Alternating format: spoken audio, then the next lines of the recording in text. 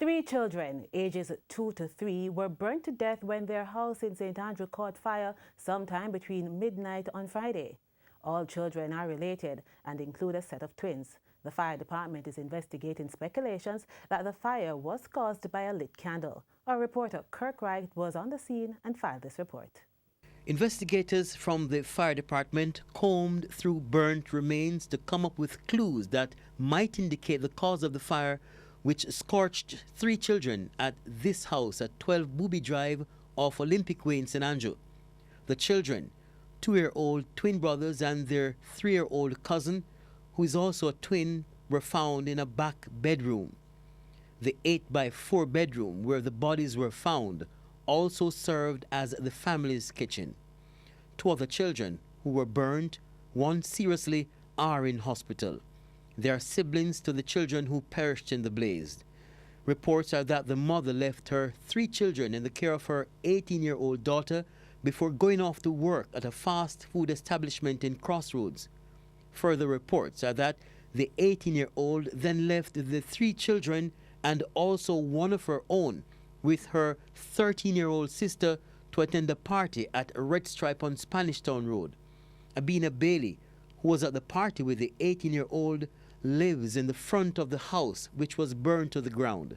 When are we going to get it that you have to be a little bit more responsible when you leave in your child, because you can't leave babies with a baby, a 13-year-old No, the 2 cousins was there. The one at the front, them know that we was going to the party, and the one at the back, Joel and Teresa, they were inside. Whenever I leave them with she. ABENA says the 18-year-old was distraught when she got the call that one of her twins and her twin brothers were found burned to death. She have asthma, and she asked me for my pump. She started roll, go on, I walk away for a rest, try to come up. The rooms occupied by the children were without electricity, so it's reported that the 13-year-old lit a candle and went outside to talk with friends. Close to midnight, someone saw the house on fire and raised an alarm. TVJ News also understands that relatives who occupied different rooms in the same house were at home but were asleep when the fire started. In the absence of the Prime Minister, who is the Member of Parliament for the area, his wife, Juliet Holness, visited the scene to offer support.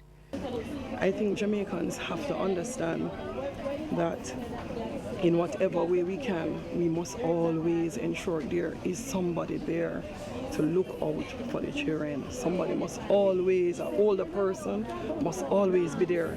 And for those of us who are still in a position that we have to use either candle or we have to use kerosene or a lamp at this stage, we should make sure that if children are in the house, that there is an adult that stays up with them until we turn out all the candles and we take off the lamps before all of us go to bed.